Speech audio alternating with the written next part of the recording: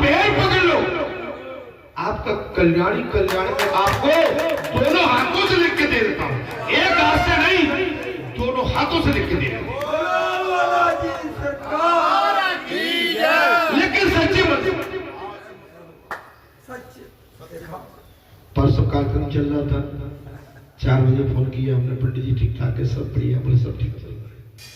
शाम को 6:30 बजे जो यहाँ के प्रमुख थे उनने फोन किया, बोले उनका नंबर मेरे पास कभी था नहीं।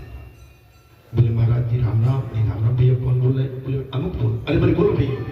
बोले महाराज आनंद आ रहे हैं, तो मैं उसी आनंद को हम ढूंढ रहे हैं।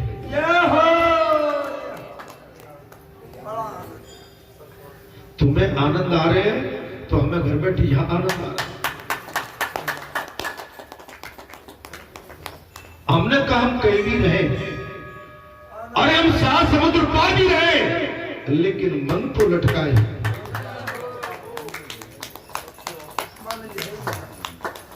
बात तब है। और जो तो घर में हमारी रोज क्लास होती है, कहाँ है? गूंगा बहरे? हाँ हो गए, हमें मालूम है, हम चक्कर में नहीं पड़ने वाले। ये मेरे बाबा चक्कर में नहीं पड़े, बच्चे बच्चे रहने दो। ये हमें अब अपना मन बनाना पड़ेगा। हम देखिए, अगर परिवार से मोह कर बैठे, संपत्ति से, पत्नी से, पुत्र से, नाती से, तो ये परिवार का मोह हमें अंत तक पीड़ेगा, आखिरी तक हमें फिर पीड़ेगा। इस मोह से हम बच नहीं सकते और बहुत पीड़ा देगा, बहुत पीड़ा देगा, बहुत पीड़ा देगा। तुम्हारा कल्याण हो, जो भी है शांति में रहे, कल्याण होगा, कल्याण होगा, कल्याण होगा। ऐसे नहीं मानूंगा, मुझे अब कभी भी आके अपना पूरा परिचय दे, और परिचय दोगे तो मैं तुम्हारा कल्याण यहाँ से करा दूंगा। बोलो सतगुरु भगवान और शांति शांति शांति।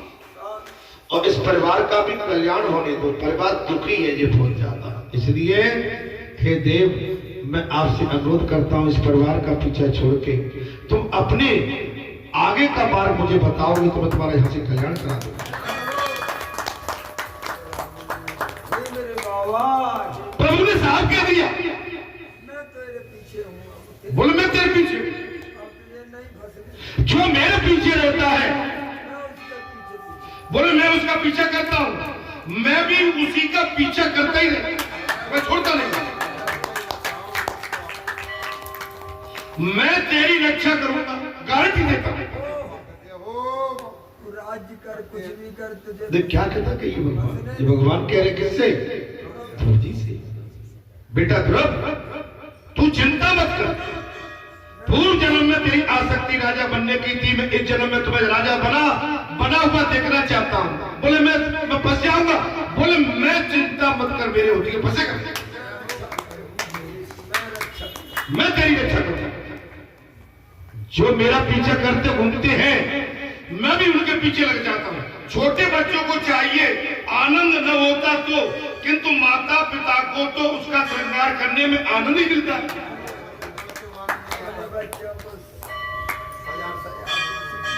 छोटे बच्चे कभी नहीं चाहेंगे कि हमको नहलाया धुलाया जाए, बढ़िया कपड़े पहनाए जाए, हमारा श्रृंगार किया जाए, लेकिन माता पिता नहलाते हैं, धुलाते हैं, बढ़िया वस्त्र श्रृंगार, टीका काजल का बढ़िया से बच्चे को अष्टपुष्ट कर देते हैं।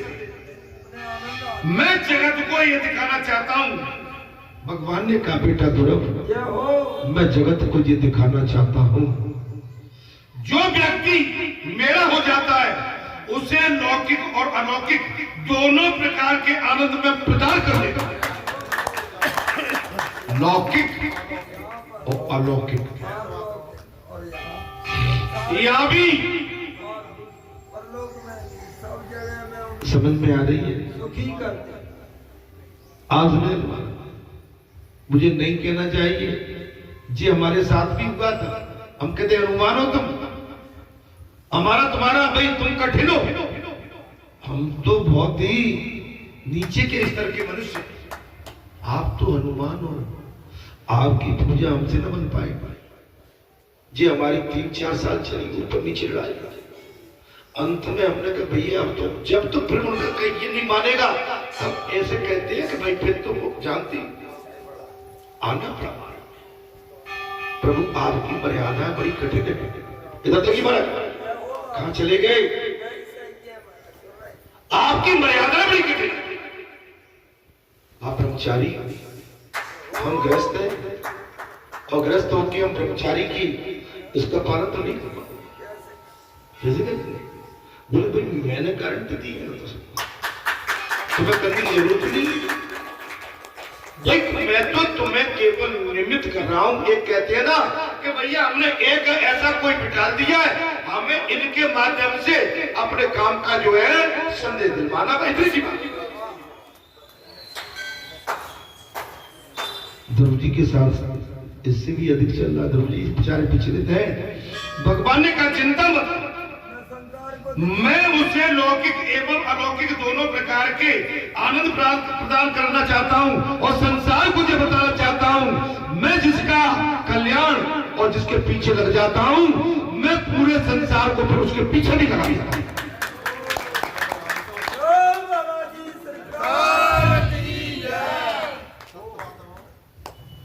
अपने भक्तों को अलौकिक सुख के साथ साथ लौकिक सुख से भी लाभान्वित करता हूं। लौकिक तो ठीक है, अलौकिक सुख भी मैं प्रदान करता। सबरी और मीरा जैसा अटल भक्त भाव होने पर भगवान कहते हैं मैं रक्षा करता हूं। सबरी और मीरा, आप बन तो जाओ, फिर मुझ पर छोड़ दो। महाराज जीव की रक्षा जब तक भगवान स्वयं नहीं करते तब तक वो काम उसका नाश होता ही नहीं। काम का नाश कब होता है? अब आपसे अभी हमने कहा हमसे ये सब दिनचर्या हम थोड़ी मनुष्य रूप से आदमी थोड़ी कर पाता है, वो तो उनका स्वरूप है। और वो कहते हैं कि कहा तुम भाई इस समय इस कोठे में तो मैं बैठा हुआ, इस पुतले में संसारी हुकूमत नहीं। हनुमान बाबा कह रहे हैं कि इस मिट्टी के पुतले में मैं अपनी हुकूमत लेके बैठा।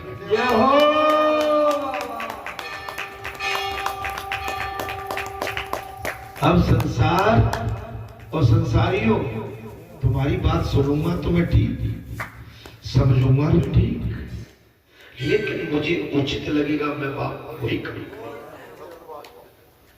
ऐसा नहीं मैं तुम्हारी नहीं सुनूंगा, तुम्हारी खट्टी भी सुनूंगा, मीठी भी सुनूंगा, तुम्हारी प्यार की भी सुनूंगा, तुम्हारी गर्मी नरमी की सब सुनूंगा, लेकिन मैं क्या करना चाहता हूं वो तो नहीं बताऊंगा।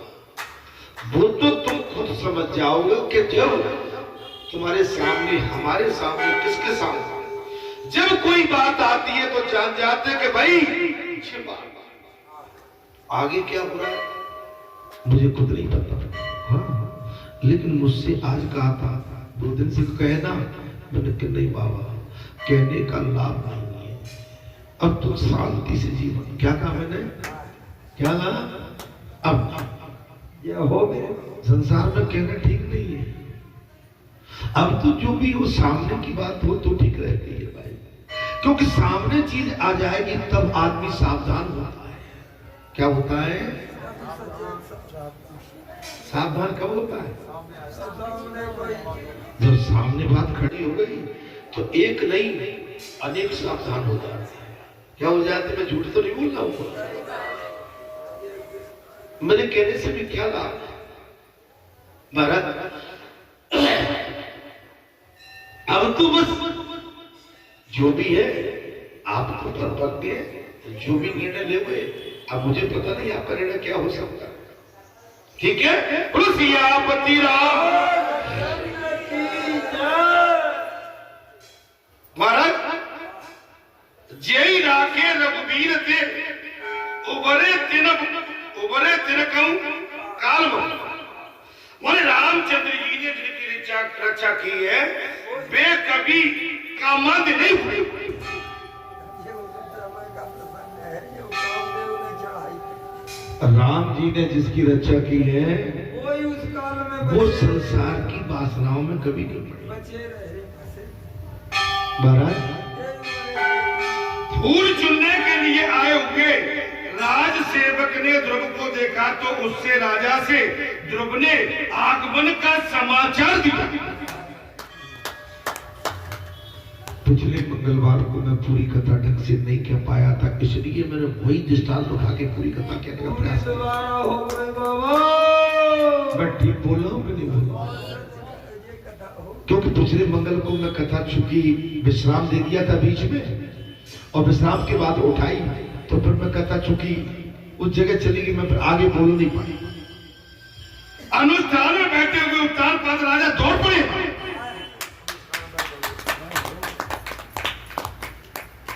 अनुष्ठान में बैठे हुए उत्तान पाद राजा दौड़ लगाए। ध्रुव के आगमन का सुनकर दौड़ पड़े। जरा देखिए तो सही 6 मास में पूर्व जिस उत्तान पाद राजा ने ध्रुव को अपनी गोद से बेदखल कर दिया। वो ये आज भजन का प्रभाव तो देखो। तपस्या जिस राजा ने उत्तान पाद को अपनी गोद से बेदखल करके उतार दिया वो राजा अब भगवान के दर्शन करके आए हुए ध्रुव के स्वागत के लिए दौड़ते हैं। ये भजन का ही प्रभाव है। जी भजन का प्रभाव है, भक्ति भक्ति का प्रभाव। भक्ति भजन मूल पैसे से नहीं मिलता है, ये साधना से मिलता है। आपकी जिज्ञा पर सरस्वती साधना से आती है। तामसी भोजन प्रसाद, तामसी वातावरण, गाली गलौज कुभाव, इससे आपकी वाणी पर सरस्वती कभी आई नहीं सकती। आपकी तपस्या, आपका संयम, आपका व्रत, आपका नियम जब ये परिपक्व होंगे तो वाणी पर सरस्वती आपको विराजमान होगी। वाणी का ही तो खेल है। वाणी ही आपको ऊपर उठा के रख दे और वाणी आपको नीचे गिरा दे। वाणी का खेल है। वही राजा तान पाद आज दौड़े हुए चले आ रहे हैं। किसके लिए? अपने 5.5 वर्ष के आयु के बेटे ध्रुव के स्वागत के लिए। जो ईश्वर से संबंध जोड़ लेता है जगत फिर उसके पीछे पड़ जाता है। जो ईश्वर से संबंध जोड़ लेता है जगत उसके पीछे पड़ जाता है। आप सबने ईश्वर से संबंध जोड़ा है। आपको जहां बैठे हुए दुनिया जानती है। जे इस समय फोटो चल रहे हैं, आपकी फोटो शूट हो गई, आपके फोटो तस्वीर शूट हो गई। आप हम में से कोई भी संसार छोड़ के भी चला जाएगा लेकिन आपकी तस्वीर इस कथा के साथ अमर।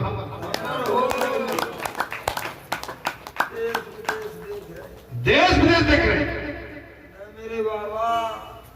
हाँ, कथा का ये प्रभाव है। अच्छा एक चीज है, वो तो देख ही रहे हैं लेकिन आप मार्ग में, सदमार्ग में, धर्म के मार्ग में, बाजार के मार्ग में अगर आपको कोई यहाँ बैठा हुआ देख लेता होगा तो अरे भाई ये तो बालाजी बाग पे बैठे रहते कर सुनते रहते। तो आपका माने भगवान से जुड़ने के बाद आपकी पहचान कितनी बड़ी बनाया करें। कई बतैया पहुंच गए चंद्रपुरा, अगर यहाँ और भगवान न होते तो बतैया का। मेरे बाबा।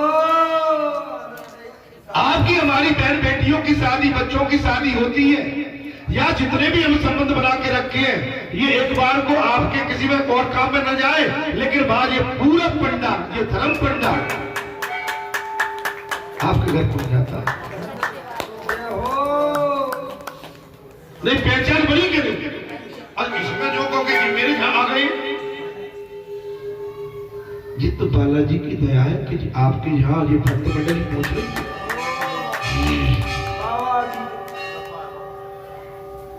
और आप एक एक दूसरे को प्रेम से बुलाते भी हैं। मैं ये नहीं कह रहा हूं, आप इनको प्रेम की पौराणिकता से इनको आप बुलाने का पूरा प्रयास करते हैं।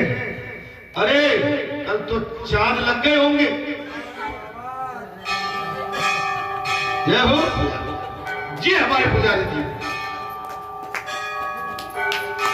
बताइए, बोले बालाजी से बताइए आए।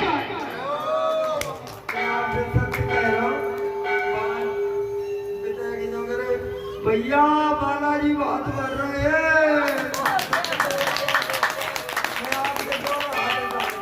नहीं, हम कोई गलत तो थोड़ी कहते हैं। अरे हम तो तुम्हारे भीतर तक की जानते हैं भाई। बोले सच्चे। अरे आप न बोलो तो क्या, हम तो इस संसार की हर बात को जानते हैं। किसके मन में यहाँ क्या चल रहा है और आप हमारे मन में क्या चल रहा है आप भी जानते हो और हम भी आपके अंदर की जानते हैं। बस ये जांच पहचानी तो कह रही है। जे मन से मिलन, हृदय का मिलन, जे पवित्र हो। एक चीज और बता दूंगा आपको, भगवान श्री कृष्ण से गोपों ने प्रेम किया था। जब भगवान कृष्ण का मथुरा जाना होगा, सारा वृंदावन प्रेम में डूब गया। सारा वृंदावन, सारा गोकुल भगवान के प्रेम में, पूरा ब्रजमंडल, जहां तक कि जमुना और वहां की जितने भी वनस्पति, गौ, बछड़े, गोप गोपिकाएं भगवान के प्रेम में पागल हो गए। आज हम एक दूसरे के नजदीक बैठे रहते हैं, हंसी ठिठोली भी कर लेते हैं, लेकिन हमारी धर्म की माला में से अगर एक भी गुड़िया चला जाता है तो ये धर्म की माला एक गुड़िया से भी लंगड़ी हो जाती है, अधूरी हो जाती है। मेरे बाबा ये हमारा प्रेम भक्ति का प्रेम है, गोप प्रेम है, गोपिका प्रेम है, और जी कृष्ण रस का प्रेम है, राम कथा का प्रेम। कथा को सुनने आए हो तो सुनना पड़ेगा, और कथा को सुनने के बाद अपने हृदय में उतारना पड़ेगा, और हृदय में उतार कर इसको मन में भी रखना पड़ेगा, और मन में रख के इसके अनुसार हमको चलना पड़ेगा। भाई भतीजा नहीं, चाचा ताऊ नहीं, मामा फूफा नहीं, मौसियारा नाता नहीं, जब जीजा बहने वाला नहीं, या तो हम सब भक्ति की एक माला में, नंद दौरानी जेठानी का नाता नहीं, सास बहू का नाता नहीं। अरे सास अपनी बहू से मीरा का नाता रखे, और मीरा को अपनी सास से कौशल्या और यशोदा का नाता रखना।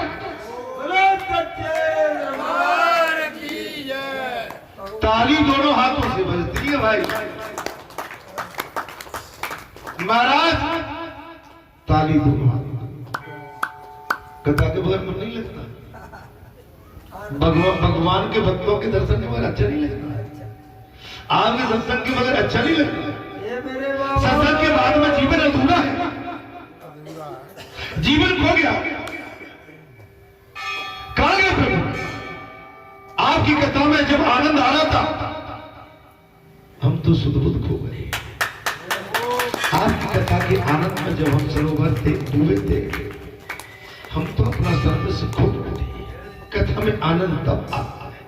महाराज क्या था? स्वागत के लिए दौड़ पड़े। कौन? उत्थान पाद किसके पिता है?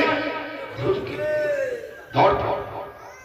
परमात्मा जिसे अपनाता है उसका शत्रु भी उसकी बदला करने लगते बात है।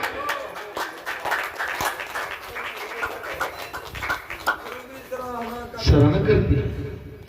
यदि तुम परमात्मा के पीछे लग जाओगे, साफ कह दिया, तो जगत तुम्हारा तुम्हारे पीछे लग जाए। पहले आपको ईश्वर के पीछे लगना पड़ेगा। अगर बालाजी धाम में जो कथा नहीं चल रही होती, आप जहां कोई नहीं बैठे आते दर्शन करके चले जाते। यहाँ पर जितने भी तीज त्योहार बनते हैं बड़ी मर्यादा के साथ बनते हैं। तीज त्योहार के लिए आपके कान खड़े रहते बालाजी पर, वो त्योहार कैसे बनने वाला है, कब बनने वाला है? आपको 2-3 दिन से ही आपके कान खड़े होने लगते हैं। उखलाट पहुंचेंगे कब? तब भगवान के पीछे आप पड़े होता। महाराज वो उत्तान पाद जिन्होंने ध्रुव का कभी अपमान किया,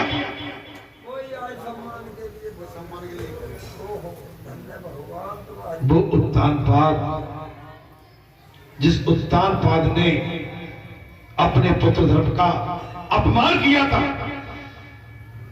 आज उसका स्वागत करने के लिए दौड़ पड़े।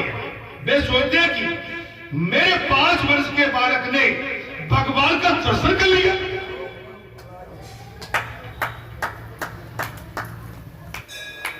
लेकिन ये कलयुग है, क्या है ये कलयुग है। कलयुग में आप बच के रहना, तो कलयुग में इस संसार में हमारे पग पग पर शत्रु खड़े।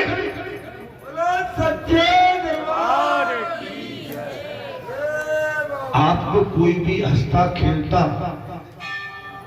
आनंद है, आपके चेहरे पर प्रसन्नता कोई देखना नहीं चाहता।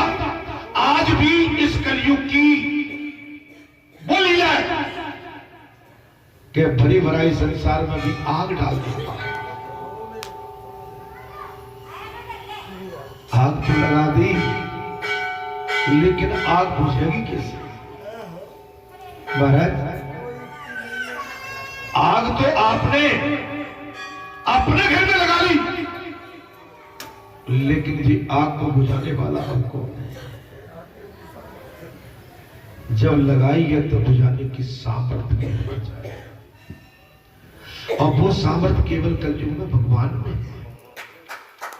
अगर आप भगवान के पक्के बन जाओगे तो गारंटी देता हूं, कोई कितनी भी आग फेंके, अड्डी फेंके, मांस फेंके, मदरा फेंके, कोई भी कुछ भी फेंके, आप सच्चे मार्ग में हैं तो ये जितनी भी जो अन्यास तामसी वस्तु है ना, आपको कभी भी आपका कोई बिगाड़ नहीं सकता। आपका मन स्वच्छ बना रहे, आपके लिए द्वेष न हो। आप किसी के तीज त्योहार को देख के आनंद दे और आनंद ले, लेकिन मर्यादा सबके लिए बनाई है। मर्यादा मेरे सेवादार हैं यहाँ के, वो मेरे हाथ पैर हैं, मैं उन पर पूरा विश्वास करता हूं, मैं उनके लिए अपना सर्वस्व देने को तैयार हूं। अगर मैंने अपने सेवादारों की बात नहीं और उनका कष्ट नहीं देखा तो मेरा धिक्कार है यहाँ बैठना है। हाँ, मेरे सेवादार अगर इधर दाएं बाएं होते हैं तो मैं खुद बीच बीच में आके उनको पास बिठा के उनको समझाने का प्रयास भी करता हूं। बाबा की ख्याति है, बालाजी की ख्याति है, ये मर्यादा पुरुषोत्तम भगवान श्री रघुनाथ के सेवक हैं और इन्होंने कैसे मर्यादा का यह पालन किया है। अगर यहाँ कोई भी चीज ऊपर नीचे हुई तो इसका हम पर प्रभाव पड़ जाएगा, इससे बच के रहना। एक बार को आपसे कोई तू तड़ा करके बेतु की बात करके भी चला जाए, अब पी जाना उस बात को। ये मेरी पढ़ाई है, ये मेरी पढ़ाई है। हम कभी किसी पर प्रहार न करें, हाँ समझाने का प्रयास करें। जो पंचों के माध्यम से बालाजी धाम में लकीर बनाई गई है, मर्यादा बनाई गई है, हम उसी के अनुरूप चले, वैसे ही चले, क्योंकि पंच भी परमेश्वर है। पंच के बगैर आगे का रथ आगे, यहाँ का रथ आगे नहीं बढ़ सकता। हे भगवत प्रेमियों, यहाँ पर उत्तान पाद राजा कह रहे मेरे 5 वर्ष के बालक ने भगवान का दर्शन कर लिया। आप तो साक्षात दर्शन कर रहे हो और आधी जिंदगी गुजार चुका है, हम आधी जिंदगी गुजार। राजा कह रहे कि मैंने अपना आधा जीवन गुजार दिया और मेरे 5 वर्ष के बालक ने भगवान के दर्शन कर दिए। दादी, मैं बचपन में अपने ताऊ के साथ सोता था। किसके साथ? दादाजी के साथ। पहले गांव में बहुत बड़ी व्यवस्था सुविधाएं तो होती नहीं थी। एक छप्पड़ होता था, एक कमरा होता था, बड़े बड़े मकान भी नहीं थे। हवेली तो थी, लेकिन हवेली उस समय भी खाली पड़ी रहती थी। परिवार एकत्रित सारे परिवार उस समय एक साथ रहते थे। 4 भाई हो, 2 भाई हो, 3 भाई हो, संयुक्त परिवार की परंपरा थी। घर में व्यवस्थाएं। अब जो हॉल है, मैं तो आज 25 साल से गांव में गया भी नहीं। यज्ञ के बाद से, यज्ञ करने के बाद मैं एक दिन गांव में प्रवेश करके सबका आशीर्वाद लेने पहुंचा था। आज 26 साल हो गई। उसी समय से मैंने संकल्प ले लिया है, मैं बरेठे में आज तक प्रवेश नहीं किया।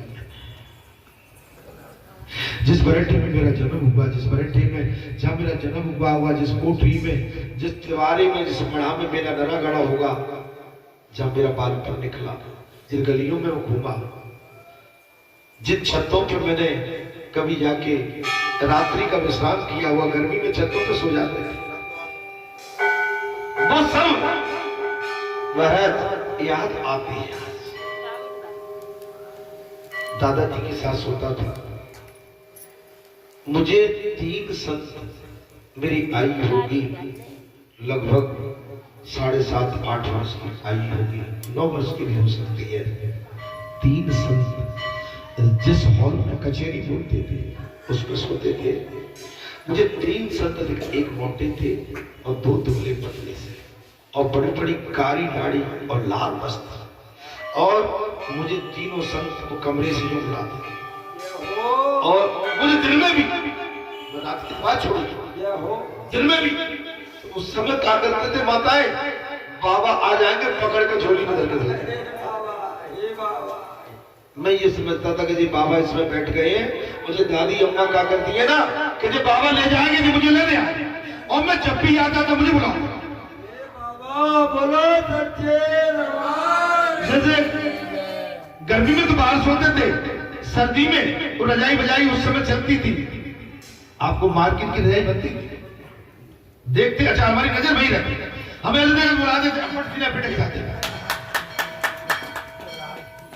मैंने इसका फिर बाद में मैंने पूछताछ की थी अपने बड़े बूढ़ों से कि इसमें आपने कभी कोई संत रहे थे? बोले जीवन में संत नहीं आए। तो मैं आपको इस प्यास गति से बोल रहा हूँ कि भगवान ने तो मुझे उसी समय मेरी 8 वर्ष की आयु में मुझे दर्शन दे दिए। बोलो बालाजी सरकार की जय।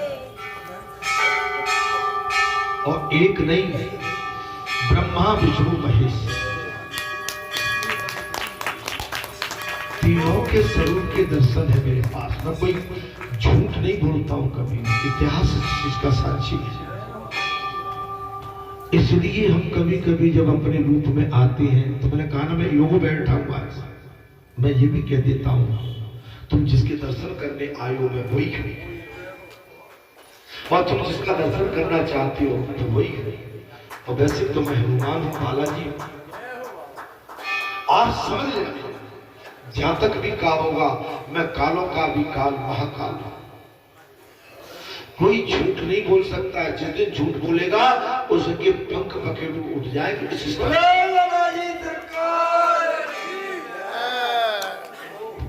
तीनों देवताओं की मुझ जैसे छोटे से मने मैं इसकी काबिलियत भी नहीं रखता हूं, अपार आशीर्वाद है। माताओं, और कभी देखना मेरे त्रिपुट पे 3 लकीर छोटी सी है, बड़ी नहीं है। मैं आज आपको अपना दिल बता रहा हूं, नहीं बताना चाहिए, जनरली जो सिमटन बुढ़ापे से होती है वो तीन नहीं पूरी खींचती है, लेकिन ध्यान से देखना, मेरे त्रिपुंड में 3 लकीर है और बड़ी नहीं है, तो मुझे पहचान हुआ। बोलो शंकर भगवान की जय। और ये लकीर एक सी नहीं है, एक छोटी है, फिर छोटी है, फिर बड़ी है। जय हो मेरे बाबा। मैं आपसे सत्य कहता हूं, मैंने ये बात आज आपको सारी बता दी है, तो हे संत महात्माओं, मैं आपको वो अपना भेद नहीं बताना चाहता था, लेकिन आज मैं आपको बता रहा हूं। मैंने अभी कुछ पहले कहा था, चर्चा हुई मेरी, बोलना है, मैं बोलूंगा नहीं बाबा, मैं समय का इंतजार करूंगा। समय का इंतजार करना चाहिए। जब सत्य बोलने में कोई कठिनाई खड़ी हो जाती है, तो फिर बोलना नहीं, देखना और सोचना नहीं। तो मेरा आपसे अनुरोध है, मैंने ये भी कहा था कई बार आपके सम्मुख कि मैं इस शरीर को मैं छोड़ूंगा